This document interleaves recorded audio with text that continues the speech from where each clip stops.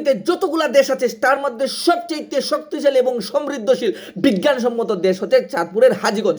আপনারা বলবেন ভাইয়া এটা বলতেছেন কেন? কারণ সৌদি আরব যে জায়গায় চাঁদ দেখে নাই সেই জায়গায় চাঁদপুরের হাজীগঞ্জের ওই যে বুইরা বা ওর সাথে যে 7জন বা 6জন ছিল, ওই যে বন্ড অনুসারী যেগুলো তারা চাঁদ দেখে ফেলছে। এমন শক্তিশালী একটা জ্যোতির্বিজ্ঞানীর জায়গা বা দেশ যাদেরকে একটা জেলা বা বিভাগ বানিয়ে রাখছে বাংলাদেশের মধ্যে। আমি সরকারের কাছে রিকোয়েস্ট করতে চাই, আপনারা প্লিজ চাঁদপুরকে একটা দেশ বানিয়ে দেন। এত বড় বিজ্ঞানসম্মত দেশকে আপনারা একটা বিভাগ বা জেলা বানায় রাখছেন, ওদেরকে প্লিজ আপনারা যত দ্রুত সম্ভব ওদেরকে একটা দেশ বানিয়ে দেন। কিছুদিন পর ওই বুইরার আরও অনুসারী বাড়বে, বাড়ার পরে ওরা চাইবে যে হচ্ছে 27 রমজানে আমরা ঈদ করে ফেলবো, আরও কয়েকজন বলবে 15 রমজানে ঈদ করে ফেলবো, আরও কয়েকজন বলবে না আমাদের রমজান নাই।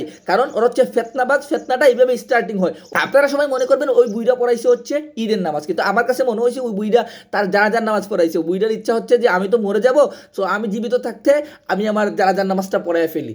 তারপরে আসেন আজকের বিষয়ে। আজকের বিষয়ে আবার ওই চাঁদপুরে ঈদ হয়ে গেছে, তারপর হচ্ছে পটুয়াখালীতে ঈদ হয়েছে, তারপর মাদারীপুরে ঈদ হয়েছে, তারপর রাজধানীর একটা জায়গায় ঈদ হয়েছে যেখানে সময় টিভির নিউজ হয়েছে। এখন আমার প্রশ্ন হচ্ছে ভাইয়া, ওরা ওই যে ঈদ করতে আসে ওই ঈদগুলো ওরা কোথায় খুঁজে পায়? বাংলাদেশে এত ঈদ, ওই বুইটা করে ফেলছে একদিন ঈদ, আজকে আবার কিছু কিছু অংশে ঈদ চলতেছে, আবার আগামীকালকে সারা বাংলাদেশের গভর্নমেন্টাল ঈদ হবে। মানে এতগুলা ঈদ যদি বাংলাদেশের মধ্যে থাকে, এতগুলা সচেতন নাগরিক, এতগুলা জ্যোতির্ময় বিজ্ঞানী যারা 3 দিনে চাঁদ দেখে, তারপরে এই বাংলাদেশ কিভাবে এই বিশ্বর মাটিতে ঠিক আছে সেটা আমি নিয়ে বড় শঙ্কিত ভাই। এখন আইন শৃঙ্খলা বাহিনী প্লাস আমাদের দেশের গভর্নমেন্টের কাছে আমাদের অনুরোধ, ওই যে ফেতনাবাজ যেগুলা তারা কোথা থেকে পাইছে ওদেরকে আইনের আওতায় এনে তারপর হচ্ছে ডান্ডাবেরি লাগিয়ে ওদেরকে পাছায় 2 টাকা 3 টাকা করে দেওয়ার পর জিজ্ঞাসা করা হোক যে এইগুলা তোমরা কোথায় পাইছো? এই যে ফিতনা বাংলাদেশের মাটিতে তোমরা সৃষ্টি করতেছো, এগুলো তোমরা কোথায় পাইছো?